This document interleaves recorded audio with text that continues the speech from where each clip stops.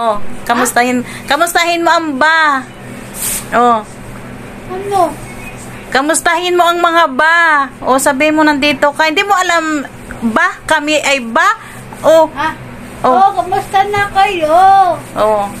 Magpamasal na kayo, dito na ako. Oh, tapos ano pa?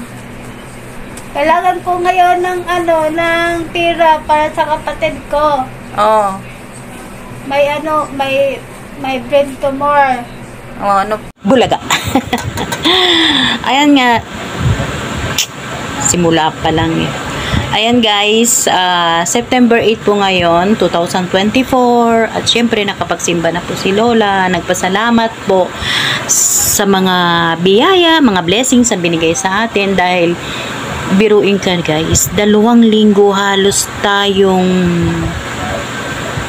kulang-kulang guys, 2 linggo na nasa bahay lang tayo, bihirang lumabas.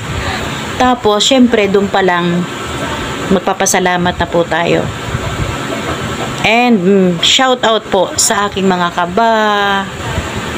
Maraming salamat sa tulong kay Jasmine, sa thank you mga kaba na kahit simple lang yung buhay natin. Total kilala nyo naman si Jasmine, kung sino siya, kung ano siya.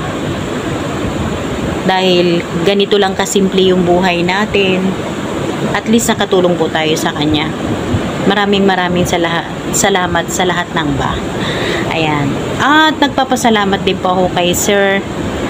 Thank you dahil sobrang lambot ng puso mo. So dapat maraming salamat. Tinanapan nga po niya ako ng medical certificate.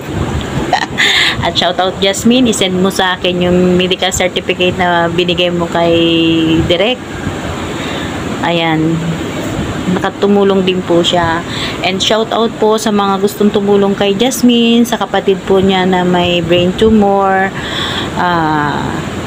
Kung kailangan nyo pong tumulong kahit 5 piso, 10 piso, pwede po. Kasi sabi nga po nung kapatid ni Jasmine, ay sobrang mahal po nung gamot na binibili nila. So wala naman po tayong magagawa kundi siguro po magdasal na sana po na gumaling siya, na magkaroon ng himala para sa kanya, para sa pamilya niya. Wala naman po ibang makakapagsabi o makakasagot kung ano po talaga yung magiging sitwasyon natin. Kaya sana gumaling po siya, yung kapatid po ni Jasmine.